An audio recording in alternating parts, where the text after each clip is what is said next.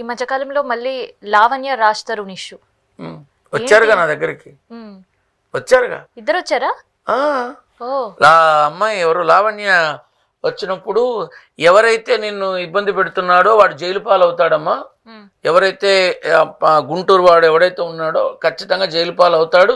నీ మీద ఇంకా ఎలిగేషన్స్ వస్తాయి, గొడవలు అవుతాయి, కేసులు అవుతాయి, ఇంకో 8 నెలలు నువ్వు కష్టపడతావమ్మా అంటే ఇది పబ్లిక్కి తెలుసు కాబట్టి చెప్తున్నా.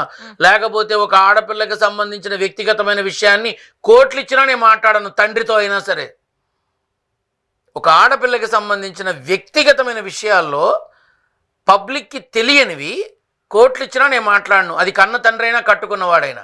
ఇది పబ్లిక్కి తెలిసిన విషయం కాబట్టి చెప్తున్నా. ఆమెకి నా దగ్గరకు వచ్చినప్పుడు చెప్పా, ఎవరి వల్ల అయితే నువ్వు భయానకమైన బాధ అనుభవిస్తున్నావో వాడికి భగవంతుడు వేసే శిక్షని నువ్వు 21 రోజుల్లో చూస్తావు అన్న. 9వ రోజో 11వ రోజో వాడిని అరెస్ట్ చేసి తీసుకొచ్చారు. నేను ఏడిపిస్తారమ్మా, వాడు అరెస్ట్ అవడమే కాదు నేను ఏడిపిస్తారు, ఇంకా అల్లరి చేస్తారు, నీ మీద రాళ్ళు వేస్తారు, ఇవన్నీ ఫేస్ చేయాల్సిందేను, నీ టైం బాగాలేదమ్మా అని చెప్పాను.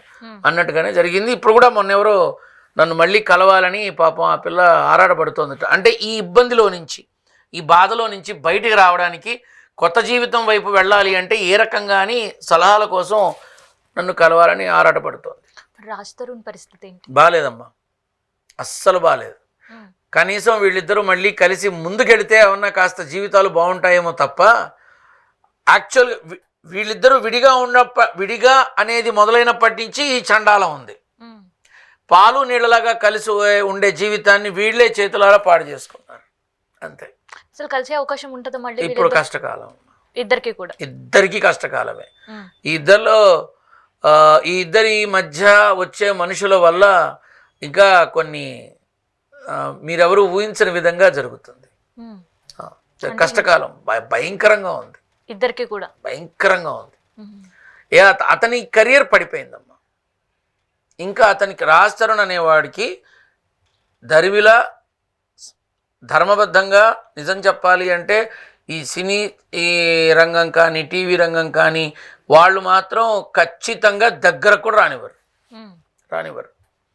లావణ్యకేం లేదు, రాజ్ తరుణ్ ఒక్కడే సినిమా వాడు కదా. అతని జీవితం చేతులారా పాడైంది, చేతులారా చేసుకున్నా అనవసరంగా. ఈగోస్ ఉంటాయి చూడమ్మా, ఇవి. ఆయన ఎవడమ్మా పత్తిత్తి ఇక్కడ, అందరి జీవితాలు అందరికీ తెలుసు, చెప్పుకోవడానికి అహం అడ్డం వస్తుంది. అక్కడ ఈగోలు అడ్డం వచ్చే సర్వనాశనం అయిపోయింది. ఎవడిక్కడ పత్తిత్తి కాదు, ఎవరైనా ఒకటేనమ్మా, ఎవడైనా ఒకటే అంతే. ఒప్పుకోవడానికి మనస్సాక్షి ఉండాలి. ఇప్పుడు నన్ను అందరూ గురుస్థానంలో గురుగారు అని అంటారు, నాకంత సీను లేదు, నాకంత అర్హత లేదు.